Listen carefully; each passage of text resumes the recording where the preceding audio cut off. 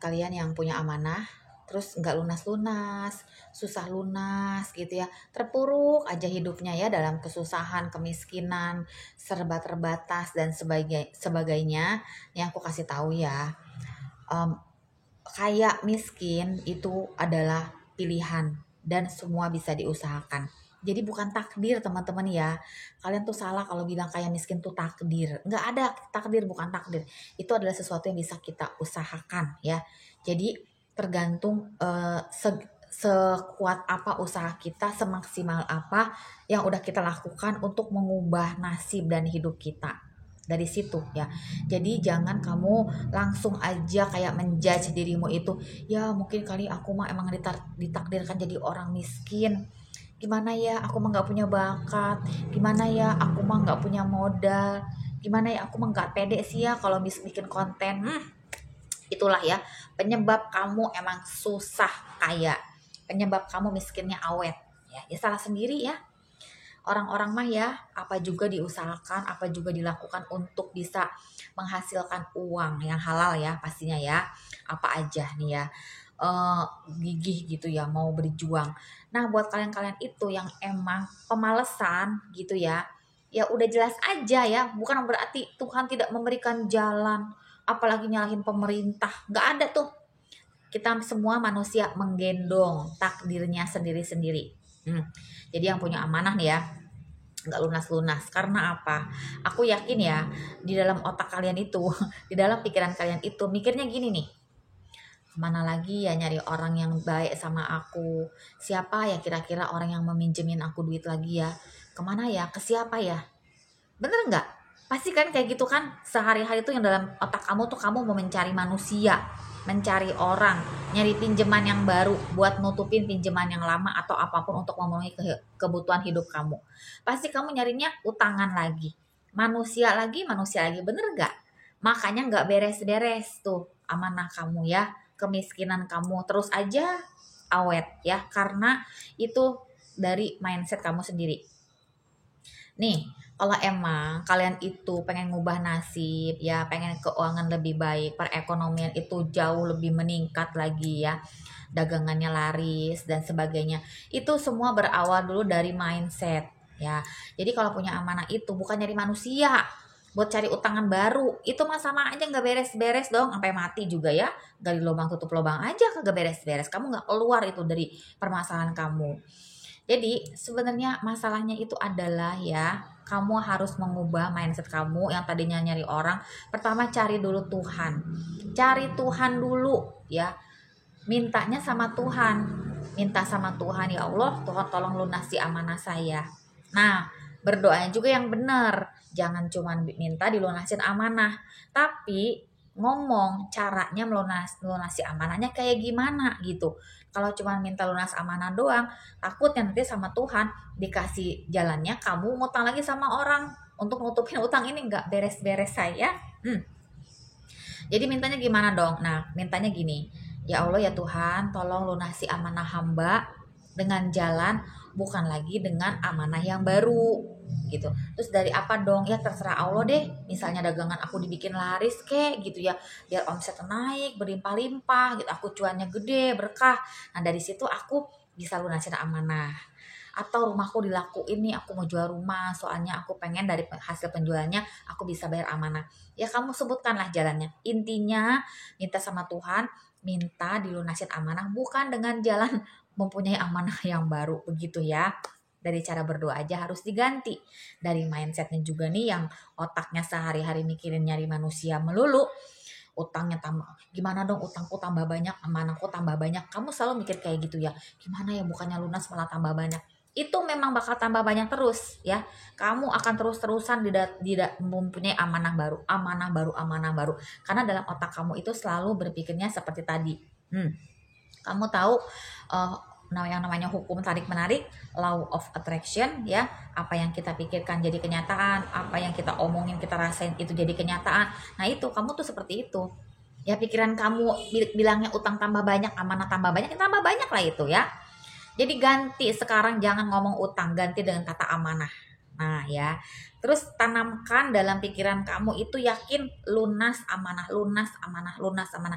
Jadi yang dalam pikiran itu lunas, lunas, lunas, lunas, amanah, lunas gitu. Bukan mikirin udah tambah banyak nih, ke siapa lagi nyari nih. Ya ampun, udah deh ya kalau kayak gitu. Wassalam lah itu. Nah, diganti sekarang ya. Lunas amanah, lunas, lunas, lunas, lunas. Datengin Tuhan, bukan datengin manusia ya, datengin Tuhan, keluh kesahmu itu sampaikan apa adanya ya, nggak usah berpuisi-puisi deh kalau minta sama Tuhan, nggak usah pakai kata-kata mutiara, nggak usah, pakai bahasa sendiri kita aja. Nah itu satu ya yang pengen lunas amanah. Yang kedua, yang miskinnya awet. Kenapa?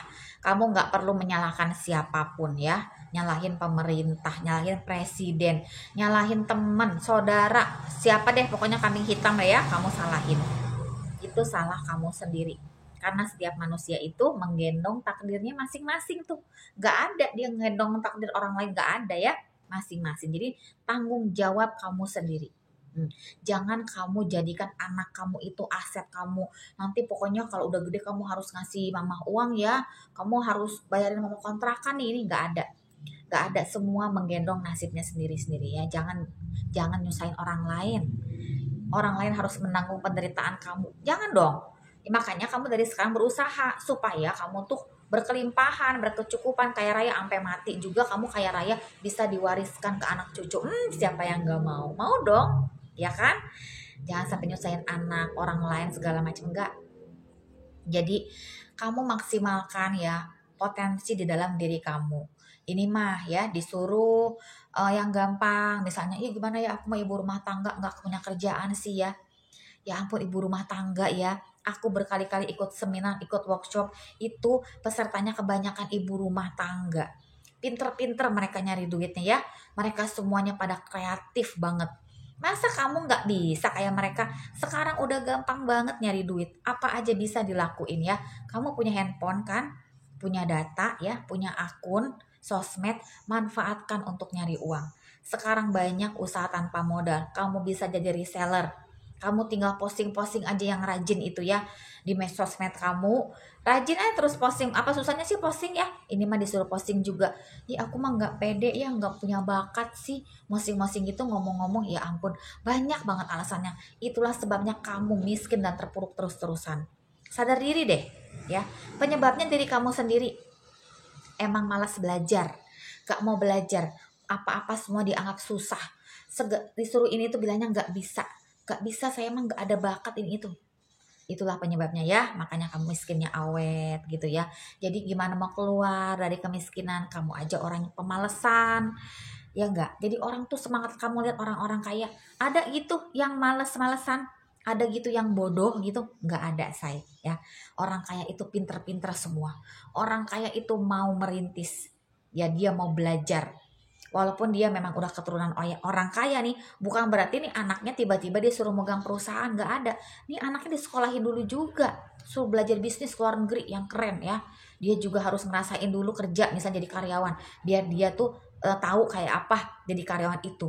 Kayak gitu, jadi memang harus belajar dulu. Nah, yang udah jelas-jelas bukan anak orang kaya, males pula disuruh belajar, padahal sekarang semua serba mudah. Semua serba gampang. Banyak usaha tanpa modal. Kamu bisa jadi reseller ya. Jadi lihat orang kaya, dia tuh pinter ini itu loh. Banyak banget dia skillnya ya. Nah kamu nggak mau ngapa-ngapain, gimana kamu mau kaya? Gimana, jangankan kaya ya, berkecukupan aja susah. Karena apa? Emang udah otaknya ketutup. Dikasih kalau orang kayak gitu nih, biarpun kita kasih modal juga dia bingung mau ngapain. Alasannya nggak punya modal. Ya udah dimodalin 10 juta lah ya. Kamu mau usaha apa? Bingung juga dia, usaha apa ya? Aduh, apa ya? Nyoba-nyobalah dia usaha sesuatu, apalah gitu, jualan misalnya ya. Yang ada apa? Bangkrut, sepi. Kenapa? Karena dia nggak punya skill, dia nggak punya knowledge, nggak punya pengetahuan, ya kan? Jadi semua itu teman-teman kita harus mau belajar. Ini dikasih otak sama Tuhan ya, ya ampun, ini benar-benar istimewa sekali ya otak itu, digunakan sebaik-baiknya. Banyaklah itu kamu upgrade itu skill kamu ya, ikutlah pelatihan, ikutlah training, seminar, lihat contoh orang-orang sukses, dia bisa sukses kayak gimana caranya, jadikan dia mentor kita. Berani mencoba ya, nggak usah mikirin gagal dulu. Kalau kamu berhasil gimana? mau jualan aja alasannya nanti nggak ada yang beli, jualannya gimana tuh, ya ampun capek deh ya. Jadi yang kayak gitu-gitu jangan berharap kaya ya. Kaya miskin itu adalah pilihan, tergantung usaha kita. Kamu lihat itu orang-orang yang udah pada sepuh-sepuh ya, di jalan masih jadi pemulung aja. Jualannya, metode-metode jualannya tuh kayak zaman dulu gitu ya. Ya karena mereka apa? Karena mereka itu kurang berusaha pada saat mudanya, aku yakin itu ya. Kurang usaha dan kurang doa. Jadi perbaiki dari sekarang ya, mumpung kita masih dikasih nafas, dikasih nyawa ya, dikasih rezeki, manfaatkan itu semua. Kita pengen dong ya hidup senang berkelimpahan, gak punya amanah, anak-anak makan enak ya, kita juga makan enak, bisa beli mobil, beli motor, bisa jajan ke luar negeri dan sebagainya ya kan. Nah itu semua adalah pilihan, tergantung usaha kamu masing-masing.